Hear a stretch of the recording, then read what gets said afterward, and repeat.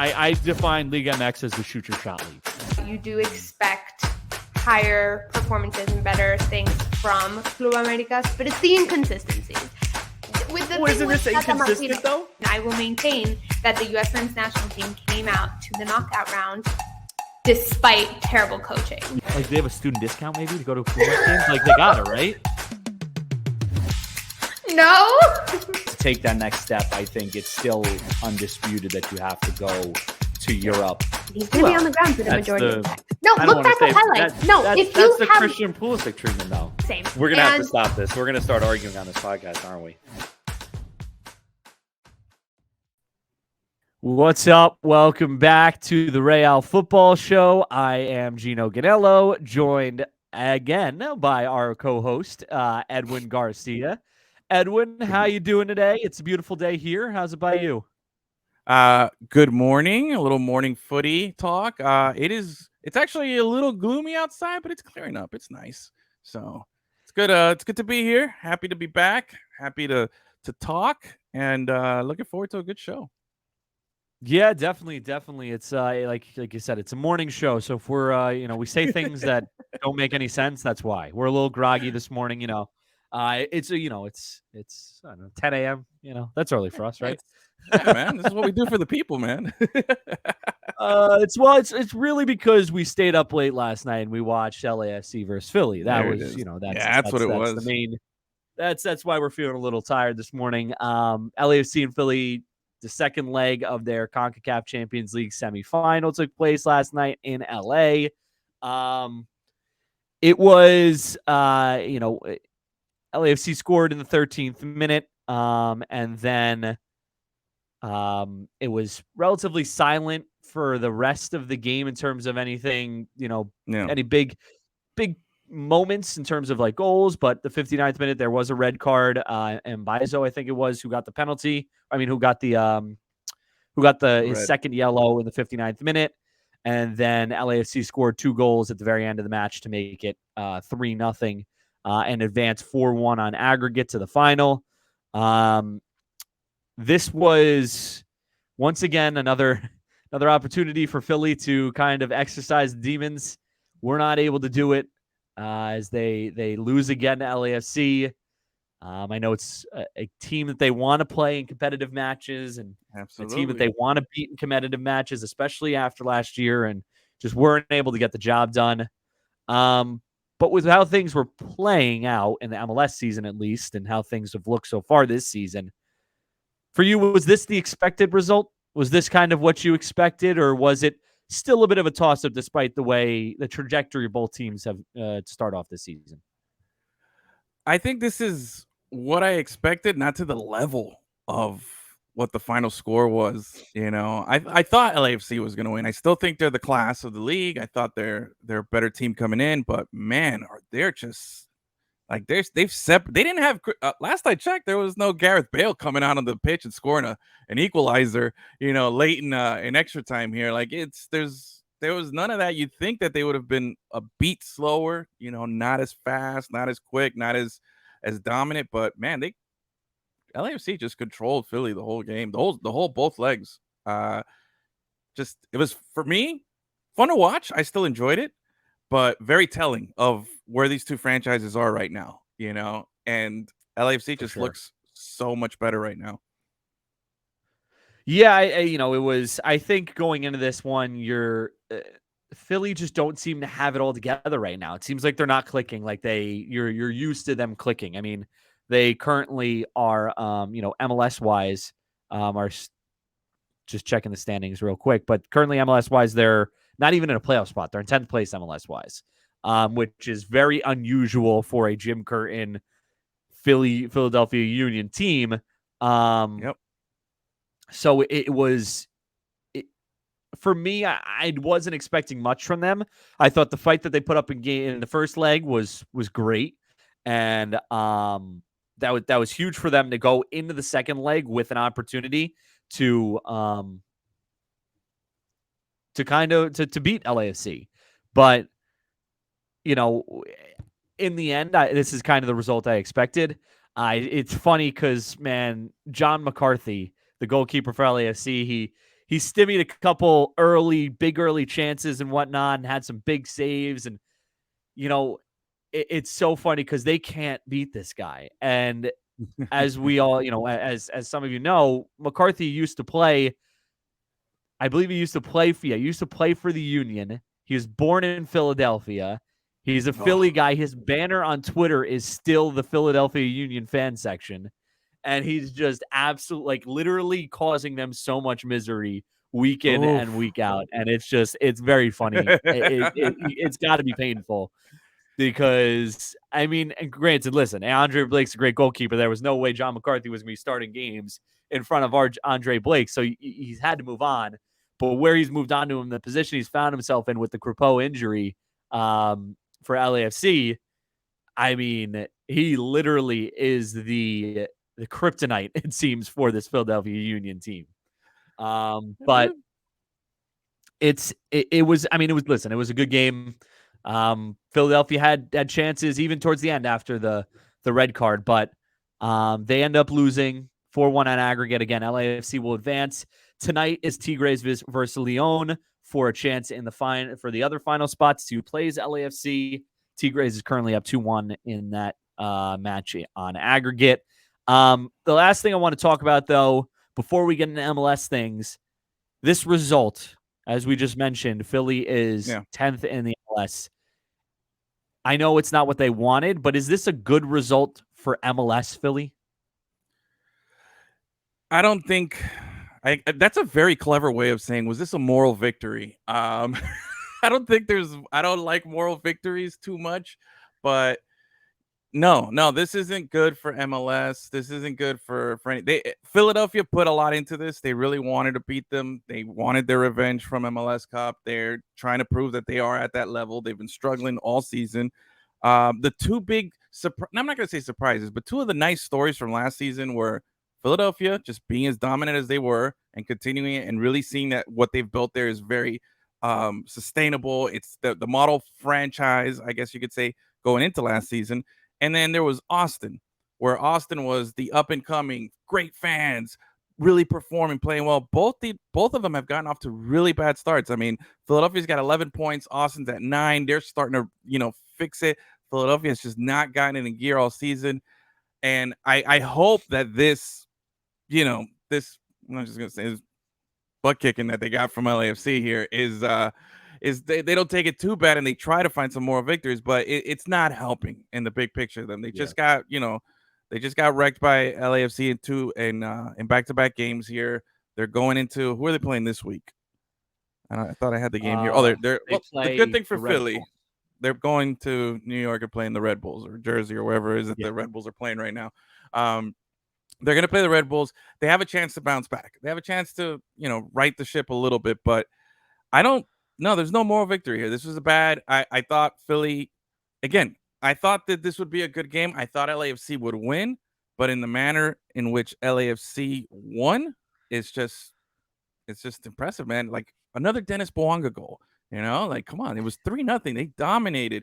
Tillman again. Look at the guys who scored. It was Tillman, Opoku, and Bouanga. It's not the surprise guy. It's not the guy that, like if you're Jim Curtin, and you're looking at the lineup and you're saying, hey, who do we need to isolate? Who are we going to really focus on? It would be those 3 guys along with like Carlos Vela, and they couldn't do it. Those are the 3 guys that scored on you. You know what I'm saying? So again, I don't take many positives from Philly's performance here. I'm a little more critical of them than I wanted to be, but congrats for LAFC, man. They're going to go on, and I'm looking forward to seeing who they take on, and we're going to have a true Liga MX MLS final here with the chance to go play in the Club World Cup or all these, what is it? They get to go to like Club World Cup, Saudi Arabia or wherever they play. Wherever they play it next year, they'll get to go there. Yeah, represent, man. So that's good. I'm looking forward to it. I think it's great for LAFC. So have some fun, but I think for Philly, I don't know. We know that the Champions League can take a toll on teams, and Philly does have the depth to do it, but maybe this will give them the ability to play the players they want, not have to worry about resting players in certain situations, and just go out there and win games.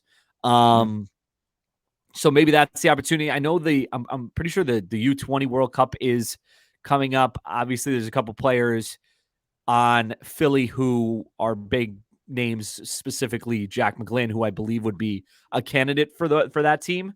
So that's another obstacle that they have to overcome here. But I think I do think it's good for Philly. I think Philly right now probably would much rather, suffer in the league and be in the CONCACAF Champions League final. But I think now we might start to see an uptick in Philly's performances. And, I think we could start to see Philly making some noise in the MLS again, because I think, I think it did take a little bit of a toll on them. But, LAFC they're going for the double now. The first time, I think this is the first time we really have a shot at a domestic double. So we'll see if it happens. Let's move on, though, to the MLS. A lot of quick things I want to talk about, but specifically I wanted to focus on one game, the big game this weekend, New England versus Cincinnati, the top two in the East. It was really a fascinating game. I mean, very, very good game, back and forth. Both teams had their opportunities. Honestly, I thought the ref had a bit of a shocker in this one. The penalty in the first half was definitely outside the box, if you ask me. I don't know how they came up with the decision that it wasn't outside the box. And then he doesn't call what I thought was an obvious penalty on Lucho Costa in the second half. And it felt like he couldn't control the game from a physicality standpoint. He didn't really give out many yellows. There was a lot of hard tackles. So from the referee perspective, I thought it was a very physical game. He could have done a little bit better to control the game, but we still were able to get a beautiful game, a great game. Obviously, the Dylan Barrero injury sucked. I like Dylan Barrero a lot, and it looks like he's going to be out for the rest of the 2023 season if you read in between the lines there. It was just all around, it was a really, really good game, a very high-level game. In your opinion, let's start with this. What did we learn from this game? It ended in a 1-1 draw. Nobody was able to get all 3 points. But what did we learn from this game about these two teams? See, I like what you're asking. What did we learn? But I'm going back to what you first said, which is you thought it was a good game. I don't feel like it was a good game. I felt like it left much to be desired. I felt like what I learned is that I can't tell these teams apart. I can't. I was hoping with this, I was hoping to be able to say this team got better. This team, needs to improve. I thought I could. I feel like we're in the exact same place we were on the table still, same amount of points, or one more point for each team. We went from 20 to 21. I didn't get that breakthrough performance that they're legit. I felt like the teams were just, to me, it wasn't as entertaining as a game. I felt like I was waiting for it to take off and waiting for it to evolve into something better and for the team to show up. And I don't know. I guess kind of like maybe if to try to put it in perspective here, I felt like both guys were ready. Like this was a big fight. Like it was all hyped up. But then everybody was kind of holding their punches a little bit. Like I didn't see the team really go for the haymaker, for the big, the big knockout. I just felt like it was just kind of like a lot of apprehension on both teams. So it kind of stalled the game a little bit for me. That was my takeaway. I still feel like there's much to be desired, and I don't know where to go with these two teams. Yeah, I felt like I understand what you're saying, because there were points, and if I'm going to say, if I would have to say what I learned about this team, my personal opinion is I felt like New England was better than Cincinnati. I felt like Cincinnati had a very physical style of play, and it kind of slowed the game down to give it to that kind of boring, unable to get in and out of transition. Cincinnati still had a chance to win it at the end. Hagelin just had a massive miss at the end where he probably should have put the ball on net. But I thought, even despite the fact that Barrero was injured very early in this match, I thought New England, after the first 10, 15 minutes, controlled a lot of the game and had a lot of the better chances. Again, granted, they're at home, so how much stock do you really put in that? Like, is it going to be the same if they when they go to Cincinnati? That's going to be something to look out for. I like New England a lot. I think what I learned about New England is they have a lot of options. And right now, Like if you look at New England, they went in there, and I felt like they played a really good game despite having like no strikers. They started like their third or fourth string striker today, or I mean in this match. So I feel like New England has a lot of like just really good talent. And I think that as time goes on, you're going to start to continue to see that. And I think we saw spots of it in this game. But they just need to put it together. And I think if they can figure it out and put it together, they can really make some noise. And that goalkeeper for them is like unbelievable at saving penalties. He's the fastest guy to save 5 penalties in MLS history, I think they said. So he's been really good for them. I do want to talk a little bit about Brandon Vasquez for a little bit. Does not score again in this one. I think he only has 2 goals on the MLS season so far. There was a play specifically in the 63rd minute that stuck out to me. He had the ball. It wasn't one-on-one, but the other defender was pretty far away. He could have created space and taken a shot because there was no one else around him. And I feel like a striker would have created that space, but he kind of pulled the ball back and just kind of waited and passed it off to a teammate and kind of stymied the attack and didn't really do much to allow or to put the pressure on that back line as he was running at them. Your thoughts on Brandon Vasquez? Because right now, for me, he seems very unconfident, or is it very not confident? I don't know if that's the right way to use it, but he doesn't seem confident at all. Yeah. Lack of confidence. Yeah. He doesn't seem confident at all for me. And that's a big problem if you want to be the U.S. men's national team number 9. Yeah. Let me talk directly to my boy, Brandon. I'm looking at you, Brandon. All right. You're my boy. We got a lot of hype, but we also have a lot of hope for you. All right. You got to deliver for us. All right. But it starts here. It starts at MLS. I need you to dominate here so there's no questions and you can shut up all the haters, shut up all the doubters. You're my boy. I got faith in you.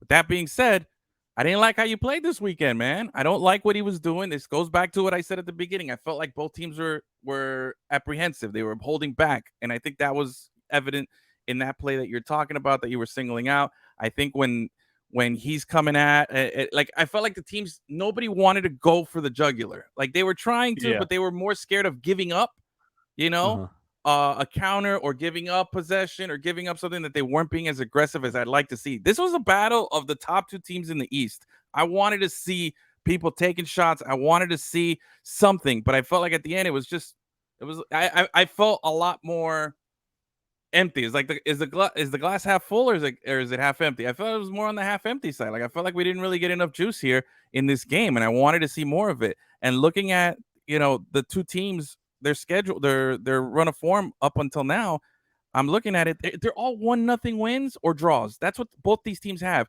The times that they gave up a bunch of goals, they get blown out. 4-0 by LAFC, New England. 5-1 by St. Louis over Cincinnati. They don't have the big wins other than New England does have 1 win over a really bad Montreal team, right? They had, I think it was, let me see, I had the score here, 4-0 over Montreal. About a month ago, where Montreal was, in the pits. They weren't doing very well at all. So that one there, I don't think Cincinnati has played Montreal yet, so maybe they would have had the same outcome. But I want to see it. And again, on paper, Cincinnati has the guy, man. They have the guy out there. If I got to give an edge, I got to give it to New England because I feel like they're doing more with less in the sense of like name guys, people that you recognize, household names. Brandon Vasquez is a guy who carries a lot of weight wherever he goes. He's the prototypical guy. There's a lot of hype around him. Cameras are going to be going over to him. I don't think most people can name who the starting forwards are on New England. The average fan can't, but they know who Brandon Vasquez is. So I'll give an edge to New England as far as performing a little more with less, but I still feel like both teams left me empty. And Brandon Vasquez, come on, man, you can do better. Let's go, baby. That's my pep talk. Yeah, it worries me. It worries me a little bit because he's unable to. He doesn't seem to have that striker instinct right now. Yeah, it doesn't seem like he's attacking players, getting on with it, and trying to take shots. It seems like he's hesitant, and that's a problem. If you want to be the U.S. men's national team striker, you cannot be hesitant. You have to you got to grab it, and if that's what he's feeling now, under the pressure that he's feeling now, I can't imagine how that would be in a big match for the United States men's national team. So that does worry me a lot. we'll see if it changes. I mean, he's in a little bit of a slump right now. We'll see if he can get some goals under his belt. It changes, but that specific thing really did worry me. Moving on to Inter Miami.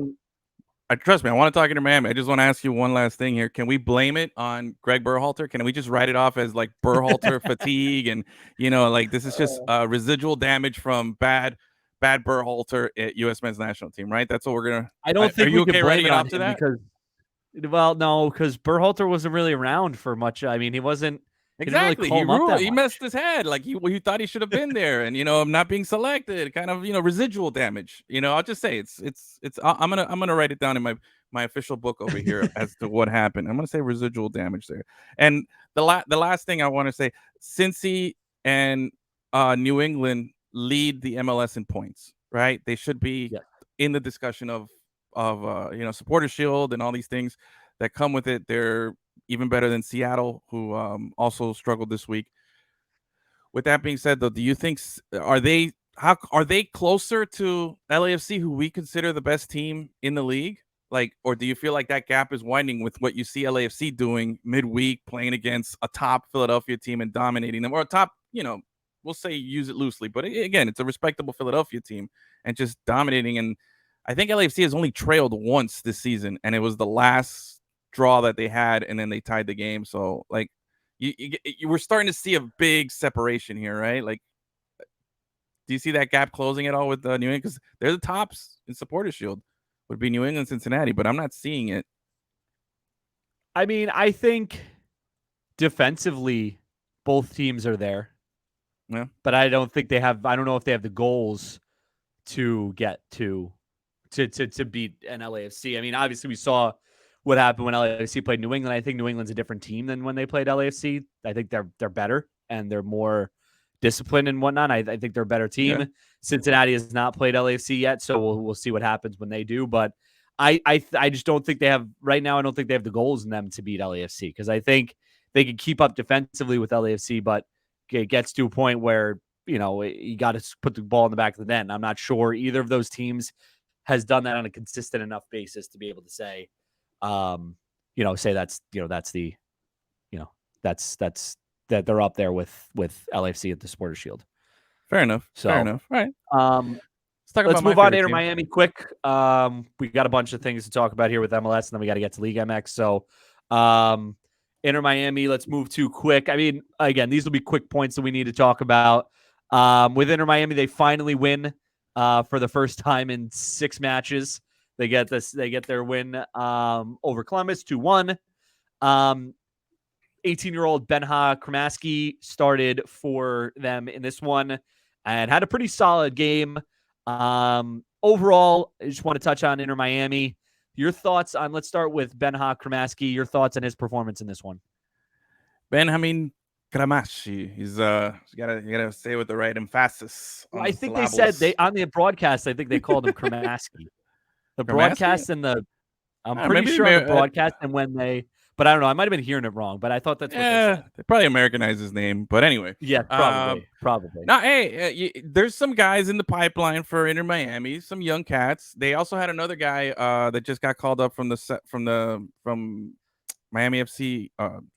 Inter Miami CF2, I guess their B team. Yeah. They had another kid called up, another homegrown product from Honduras. So we got some guys in there, but Kramaski, he does have a little more hype. He's got the looks, it's a Miami thing. Like you got to have a look to play in Miami, and he's got it. He comes from the school of Beckham there. But it's going. It was great to see. 18 years old, has the youngest player ever to get an assist for Inter Miami. I mean, it's a young franchise still, but incredible story. This kid should, if he's not in high school, he should be in high school or just finished. Like, I was not that cool at that age. You know what I mean? I was definitely not cool enough to be playing with these guys. But in the end, I thought his performance was great.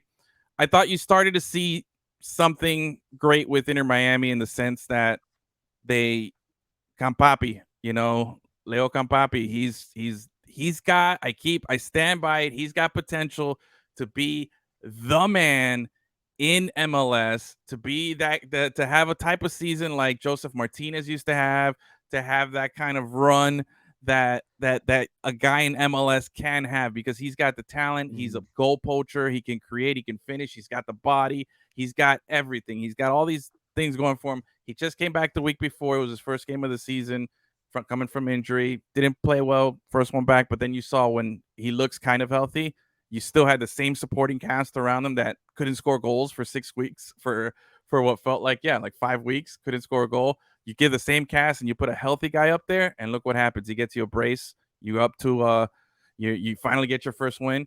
And again, you start seeing the flashes there. This is what those guys in the front office are looking at, and that's what they're, salivating at and hoping to have more of. But as much as I like the win, I kind of wanted a loss, because now it just bought more time for my boy Phil Neville to just stick around and have us all scratching our heads and finding other ways to lose or doubt why we're any good. So I don't know. Was this a building block game for Inter Miami, or are you still worried about them? Because in that second half, they were just dominated in the second half. They only had 30% of possession the entire game. Yeah. Look, man, Columbus is still a good squad. They had Chucho, who came back too, who scored a banger. We're when I say we're, I'm talking about Inter Miami, but Inter Miami has been a bad road team.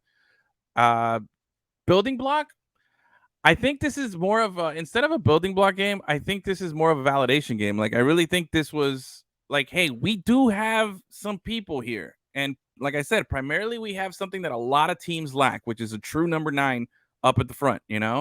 It's, can we build around it? Can those guys step up? You saw it this week with the it was essentially the same supporting cast, just a new guy up front, and you saw a difference in goals. Not only when he's not scoring a goal, he's actually is a threat. He's somebody that the other team is like, yo, hey, put a body on that guy. And it worked out. Hopefully Phil can use it as a building block to move forward. Who are they playing this week? They got Atlanta's coming to town, so we'll see. Yeah. But it's Phil. I'm not confident that he's going to be able to make this into a tactical building block. Yeah, he's going to rally and hoo rah rah everybody, the team, and we're all going to believe in each other. But I don't have the faith that he's going to building block it into something tactical on Saturday. So yeah, I'm worried about it as well. I think that second half, if they were, I mean, it's good to get the win. It's good to get that confidence back again. That they got the win against Miami FC at the weekend, or in the middle of the week, in U.S. Open Cup. But I am a little worried about the way they got the win in the second half. There, it seemed like they were just under a lot of pressure, and weren't able to kind of get that under control. Again, like you said, Columbus is a good team. It's a good win, but I'm going to need to see a little bit more from Inter Miami, because I feel like we need to see them. They should be, I mean, maybe not against Columbus, but it should be a much more even game. Even if you're up 2-1, it should be a much more even game.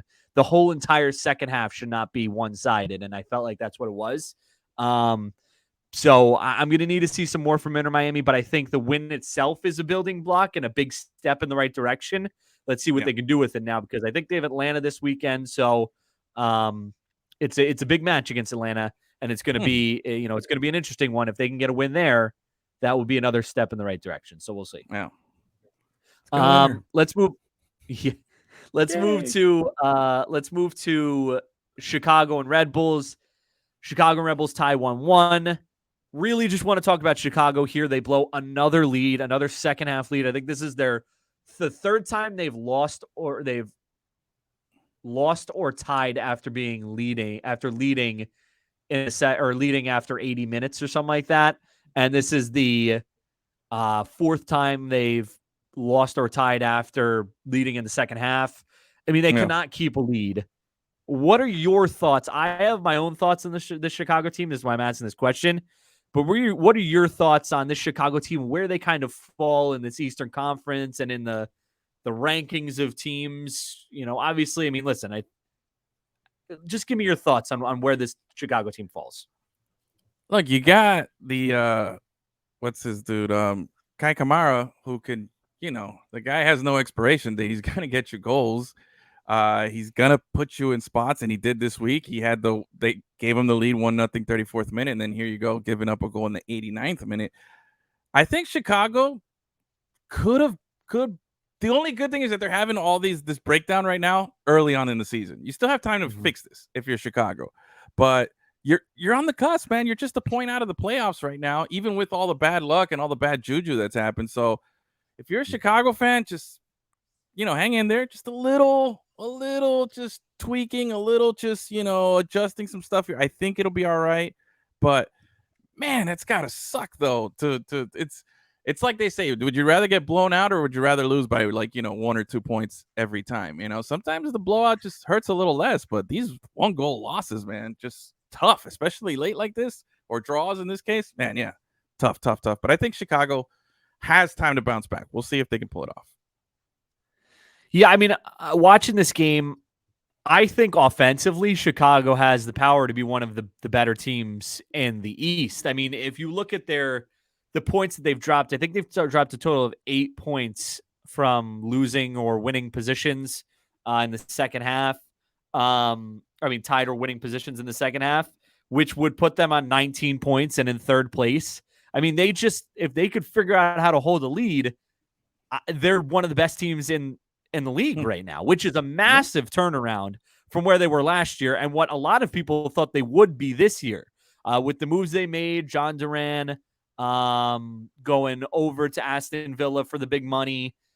Everybody, I think, thought that Chicago was going to be bottom of the table. And I think that Chicago has proven they can be in the mix for even top 4 in the East. But they have to figure out how to stop leaking goals after the 70th minute.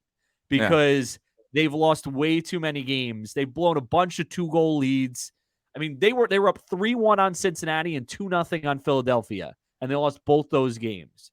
It can't happen. So, I think Chicago's heading in the right direction. Kai Kamara, I mean, the guy I think this guy has been possibly, honestly, in my opinion, I think Kai Kamara might be the biggest pickup of the offseason so far, based on what he's done for this Chicago team. I mean, he has transformed that front line and given opportunities to everyone across the front line. I think, the goal this weekend was great. They just need to figure out how to stop the ball from going in the back of the net on the other end. So they can figure that out. They're going to be good, but they got some work to do. I think he's a first ballot MLS Hall of Famer, right? Can we say that? I think he's 2 goals away from tying Landon Donovan now. Yeah, it's sick. And then the fact that, remember last season, Montreal was this good because of what? Kai Kamara was scoring goals. And then this year, they lose them, and look at the drop-off that they've had. You know what I'm saying? And now you see that Chicago's like, hey, wait a minute. This is a good pickup for us. So, hey, I think shout out to Kai. I think it's great for him. Yeah, he's been great for them. And they're a lot of fun to watch, Chicago. I really enjoyed watching them. They had opportunities. They just got to figure out how to finish off games. 2 other teams I want to talk about. I want to talk about DC United real quick because they're on a 3-game winning streak. Have you seen anything different from them? What's been the reason for this 3-game winning streak? What have you seen that's kind of sparked this after what was a kind of disappointing start to the season? I think with Inter Miami win. Oh no, sorry, I was looking at the wrong thing. With DC United, I like DC United. I think, first of all, I'm a big fan of DC as a city. I'm a big fan. I love to go in there. It was one of my favorite cities in the country. The fact that they're an old school, old school MLS squad. They're an OG squad. Yeah, 96. They got the history. They got the chips. They have all these things. I like the fact that Rooney played there, then came back and coached. I like a lot of the stuff they do. They got fire uniforms. They look good. I like a lot of DC stuff. I just always kind of scratch my head at thinking, like, why is it that they struggle? But I'm enjoying this run of form. This is what, three wins in MLS plus there was a cup game in there too. So Cup, so they're on a run of 4 games in a row here. I like what I'm seeing out of DC. You got Christian Benteke that you picked up. We all forget about that. They also picked up the dude from Leeds. I can't pronounce his name. I don't want to get in trouble here, mispronounce it. I think it's Mateus Cliche. Cliche. There you go. Yes. It's Cliche. Cliche. It does sounds nice. I just can't. It feels weird saying it. But yeah, homeboy's legit. He's He scored a couple of goals. Benteke, pulling off bicycle kicks, trying to impress his boss, like trying to, hey, look what I can do. I did it, not as good as your Manchester Derby one, but it's up there. Benteke, has that potential. The question with Benteke coming in is like, does he still have the desire to be good, or is this, what we criticize a lot of these guys that have played in Europe for a long time that come over here? Is this just like, to pick up a check? Is this like a retirement thing? He seems like he really, is trying to be one of the better players in there and is enjoying his time there. So they have a lot of elements which they tick off a lot of boxes. Just can they put it together? I think it's starting to come to form. I believe in Rooney. I like Rooney, and I'm not a Manchester fan, so I didn't like him in Manchester. So I do respect that. I respect him as a player, and I think I like it when guys want to be coaches. I like it when these guys really there's a thing. Not all players can be coaches, not all coaches can be players, but some of the players that do end up being coaches and are good, they just have that little extra thing. And obviously I don't know Rooney personally, but I've seen a lot of his interviews. I watch a lot of his post-game stuff. I just feel like I feel like DC is in good hands there. I don't know if Lizzie would agree because that's one of her squads, but I'll wave the flag for DC. Yeah, I'm an Everton fan, so I'm a little biased towards Wayne Rooney. I like him. I like to see when he does well. Yeah. For me with this DC United team, I was doing a little digging through the statistics. Oh, here we go.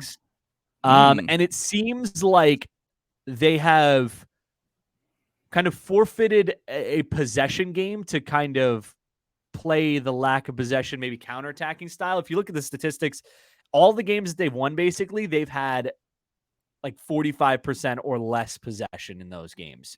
Whereas all the games that they've lost, they've controlled 55, 56% of the possession. For the most part. I think there was one game where they didn't have all the possession and they lost still. But I think that's it seems to be a tactical change where they're giving up the ball to have less of the ball. And it seems to be working against these teams. They have played Montreal and Charlotte in these last 3 games in the MLS. Orlando, the other team they beat. But hey, listen, a win is a win. I mean, we've seen Charlotte have some really good games this season. Montreal seems to be figuring it out a little bit with 2 wins in a row now.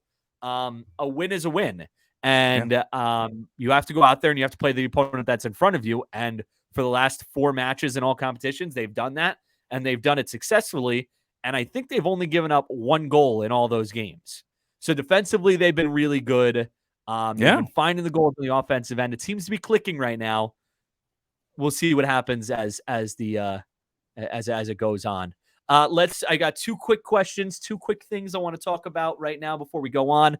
Standout performer from this week. I kind of want to feel like we should be labeling and pointing out some of the top players, coaches, teams that have performed each week. This was also your idea, Edwin, who we wanted to bring in a standout player and a standout performer to this podcast and kind of shout out who we thought was the best from the past weekend because we don't get to talk about everything. So with that said, with that said, for you, who was your MLS standout performer of the week? For me, a standout performer, we mentioned it already. I have a lot of faith in this guy. And when healthy, he performs. He's a threat. He's an aerial threat, can finish with both feet, has a hat trick in MLS, the only hat trick actually for this team. Came in after missing a ton of the opening of the season, had I think he played like 60 minutes the first game, and then this past week came in, scored a brace, and helped his team to victory. It's got to be Leo Campapi, bro. Leo Campana, man. The good-looking Ecuadorian comes in, scores 2 goals for Inter Miami. Really was the only thing that you changed in that squad that couldn't win a game for over a month. Was you plug this guy in there as the true number 9 with him being healthy enough to play the game, and he delivered, man. He absolutely delivered, changed the whole complexion of that game, and a huge job-saving win for Phil Neville there. So for the time being, we'll see if it can carry over to this weekend. But yeah, that's my standout guy. I don't think, for me, nobody else could top that. So I have a couple, but I'm going to go with I'm going to go with a more general standout performer, and I'm just going to say goalies. Goalies are going to be my standout performer this week because there were a lot of clean sheets. I think there were 7 total games that featured a clean sheet. 3 of those games were scoreless draws. 29 saves across all of those games between the goalies. The goalies had a great week. Defenses had a great week, but the goalies had a great week this week in keeping clean sheets. So my standout performer is going to be goalies. Not a lot of goals going around this week. And when it's not often that the goalies get a shout out. So I think my standout performer this week is going to be goalies. And then solid. And then the final thing I want to talk about is as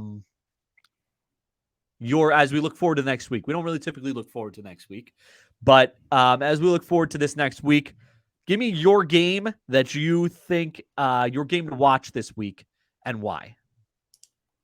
Look, I'm circling it again here. I wrote it down. It's right there. It's circled. It's Cincy versus DC, bro, for the same reasons of what we were talking about. DC's hot, up and coming. I like what they're doing, beating the teams they have to beat. 1 goal in their last 4 wins in all competitions in a row. They're hot. They're clicking. They check off all the boxes. Cincy left a lot to be desired this week, but they're going to be at home hosting a hot team. Let's see if my boy Brandon Vasquez can show up, score a couple of goals here, do something nice. And Cincy can, this is the game. Cincy struggles with this team. I'm losing. I'm selling all my Cincy stock. Selling all the Cincy stock if they lose or draw this game. I don't care how hot DC is. If you're leading right now for the Supporters Shield and you've been playing where it feels like all season you've been playing like, misfiring and not playing at full potential, yet you're in this position where you're leading the Supporters Shield, you got to have the game today. You had your chance against New England. You got to have the game this weekend. Cincy needs to show up. I don't care if you're number 1. I'm selling all the stock on you if you can't ball out this weekend against a hot DC team. So that's my circle the game of the week. I love that pick. I love that pick a lot. For me, I'm going to go into a game that's kind of a rivalry match, but not really billed as one. Philadelphia versus the Red Bulls. Ooh, okay. I love that matchup. I feel like that matchup is always intense every single time they play. And these are 2 teams that desperately could use a result this weekend. Philly, obviously, again, coming off the CONCACAF Champions League loss, haven't had a great, run of play in the MLS. This could be a big boost for them, a win, and then they could build off that into more wins moving forward and finally find the form that their team that we're typically used to seeing from their team. Red Bulls, on the other hand, dealing with a ton of off the field issues. Not a ton, but one main one that has been kind of in the spotlight for weeks now, that we all know. And they've been faltering. They haven't won a game, I think, in 6 weeks. I think they've tied a couple. They've lost a couple. I think this is a big match for the Red Bulls. And again, like I said, it always seems when these 2 teams get together, it's feisty. It's an intense affair. And I'm expecting the same this weekend. So that's why I'm going with Philly versus New York Red Bulls as my game of the week. There are a lot of good ones this week, though. So, don't just listen. There's a lot of good ones out there. That's just a lot of sneaky good games. A lot of sneaky good games. A lot of sneaky games. Your game is great. Inter Miami versus Atlanta this week is going to be sneaky good game. Going to be a sneaky good game. San Jose hosting LAFC. San Jose. Yep. Hey, look at that. Both of us on the same trajectory. Yep. A lot of really good matchups this week. So if you're picking one week to watch MLS, this is the week. This is the week. Yep. But if you're between MLS and Liga MX, maybe, I don't know, it's still the regular season, so maybe you shift over to the Liga MX. There are a bunch of games this weekend in the Liga MX. As we know, as we pointed out last week, this past weekend was the last week in Liga MX's regular season, the Clausura regular season. Yep. So they will, the playoffs will begin this coming weekend, and I don't think we have. Oh, we do. We do have start time. So I will give you guys all that. But first, I want to talk about the situation that led us to how we got to here. So we were talking about last week. Santos Laguna fired their coach. They were on the brink of the playoffs.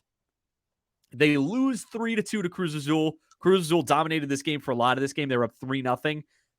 Santos Laguna got 2 really, really late goals that made it a little bit more interesting. But in a typical world where you would typically just look at the standings and say, oh man, like these are the teams that are in, these are the teams that are out, Santos Laguna and Pumas, who lost to Monterrey this past weekend, would have been eliminated from the playoffs. Yeah.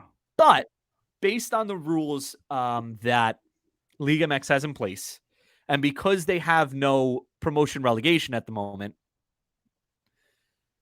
Querétaro, who is in 10th place right now, does not qualify for the playoffs because over the last 3 years, their aggregate points over the last 3 years were the worst in the league across the last 3 years, which typically would lead to relegation. But because there is no relegation in Liga MX right now, the penalty is missing the playoffs. And so Santos Laguna gets that last spot because of that rule there. So they will be in the playoffs despite losing this weekend and being on the outside looking in. They will be in the playoffs because of that. If Pumas would have won this past weekend, then San Luis would have been the team that would have benefited from this, and Santos Laguna would have been out, but Pumas lost. So Pumas is the first team out in that table that you're looking at, and everybody below that. So if you're confused, I hope that's a good explanation. Lizzie helped me out with that because I was also confused. But no, that let's was get a solid explanation. First of all, solid Go ahead. explanation. It makes sense now because I'm looking at it. I was like, all right, little head scratching there, but okay. So no Pumas, but we do get Santos. We do have San Luis, right? Yeah, they're going up against León. Yes, San Luis will be playing. Yeah, so we have the games we have this weekend are Cruz Azul Atlas on Saturday at 7 p.m. That'll be a fun one. Go team. Pachuca Santos Laguna on Saturday at 9:10 p.m. And then on Sunday, we have León versus San Luis at 9:06 p.m., which is a weird start time.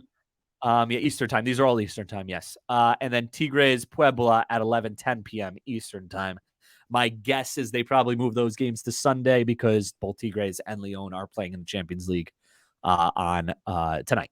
So they probably gave them the extra day of rest for that. So that is how it matches up this weekend. The top 4 seeds are Monterrey, the number 1 seed, Club America, the number 2 seed, Chivas, the number 3 seed, and Toluca, the number 4 seed.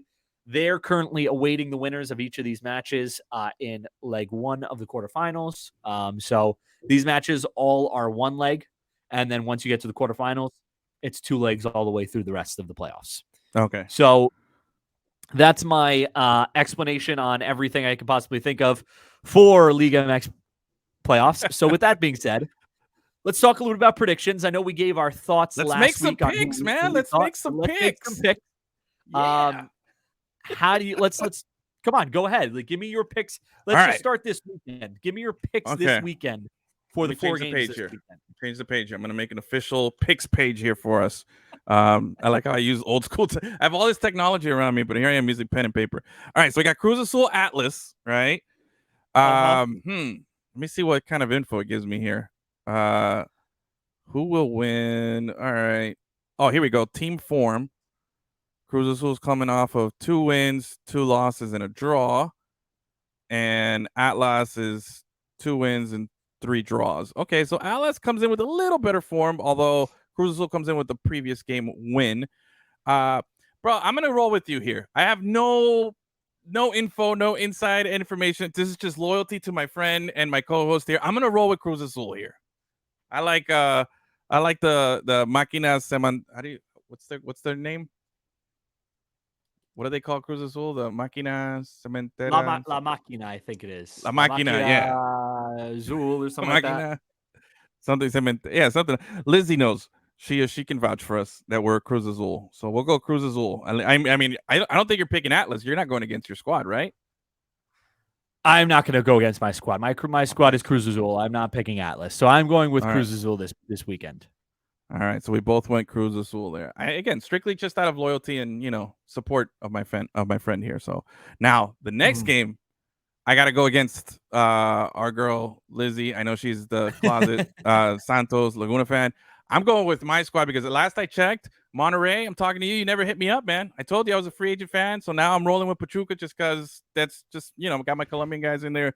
Chicho's over there. I like my dudes. So I'm rolling with Pachuca with the dub over the team that backed into the playoffs on a technicality. It'll be an atrocity if they actually, make it and win this thing if they didn't even technically qualify for the playoffs. So I'm going to roll with Pachuca.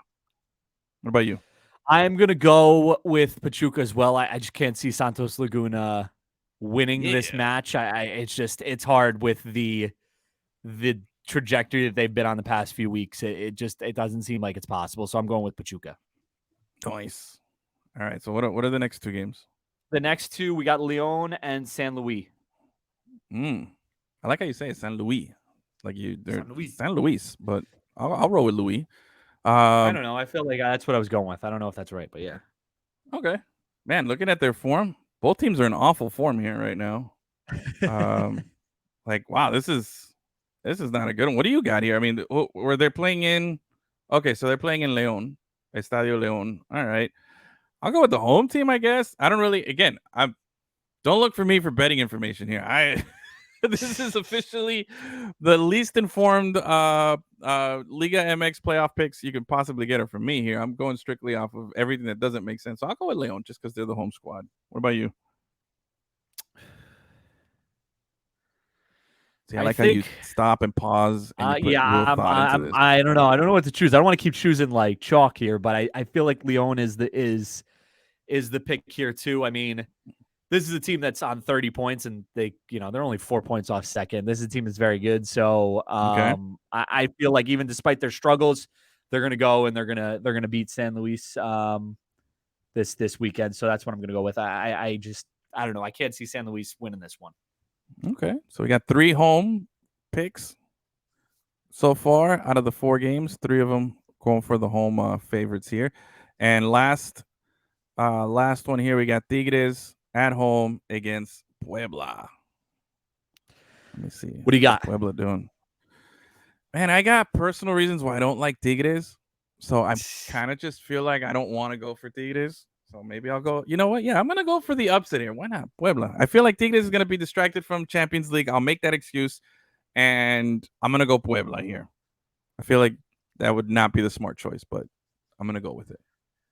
That's actually what I was going to do too. I was going to go Puebla too. I don't know. I feel like I got a feeling. I got a feeling about Puebla where I just feel like they might go. I don't know. I just feel like, I feel like they might, I don't know. I feel like they might upset Tigres. That's my upset of the weekend. I just feel like they're going to upset Tigres. But I mean, that's the thing. Tigres is such a good home environment. It's gonna be hard to go there and get a result, but Tigres has been so bad the past like 7-8 weeks. That was my biggest upset potential, other than of course Cruz Azul and Atlas, which in fairness is going to be a very close game. I just cannot go against my team. So that's what's up. Loyalty. It means something. Still means something. You know. Means something. Yeah. I like it. I don't know if you're accurate about the bad run of form here. I'm looking at Tigres, and they got 3 wins, 0-0 draw, and then 1 loss, which was the loss to Leon.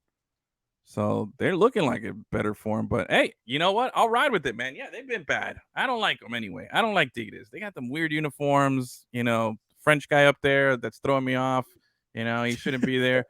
It's just no. We're going with Puebla. I can't even name a single player on Puebla. There you have it. That's our picks for this weekend of Liga MX. I have no idea. I don't think so. One guy. Final. It's you're on. What is it? Who Wants to Be a Millionaire? You got to name $1 million question. There you go. Name one guy. I don't think I could. Is Josie Altidor's not there, right? He left. He went there. I don't think he's there. That counts. That counts. Like that does count. That's true. That counts. He was recently there. I think he just, he was there for like a loan spell, and then I think he's back in New England. So yeah, I can't name, but go Puebla. Yeah. Let's go. Go Puebla. Roll with them. Let's do it. All right. Well, that'll do it for us. I think that wraps it up. Those are our picks for the Liga MX this weekend. That about wraps it up. Yeah, your favorite, everybody's favorite segment, our Liga MX segment. Best out But there. yes, yeah, by far. Thank you guys for joining us. We appreciate it. As always, make sure to check out our social channels, which are on this screen here. For more on, past week in MLS, anything Liga MX, anything North American soccer related, we'll have it there. Again, we appreciate you guys for listening, watching. Edwin, thank you for joining me again. And always a pleasure. It's been and awesome. Be sure to follow Geno, man. Geno works hard as I do, as we all do here. Give Geno a follow at G_knows sports. I like the little play on words there. I gotta hand it to you. Yes. It's been my Twitter handle since I think the invention of Twitter. Nice. Very literally, good, I don't think I've changed it since then, so that's why. Mine has nothing to do with my name. I am Larry Fresh. That was just my pseudonym. But he's Larry Fresh, so you should give Larry Fresh here a follow as well. So yeah, man, give it a follow. So yeah, that'll do it for us. Thank you guys for watching, and we will talk to you guys next week. Peace. Adios.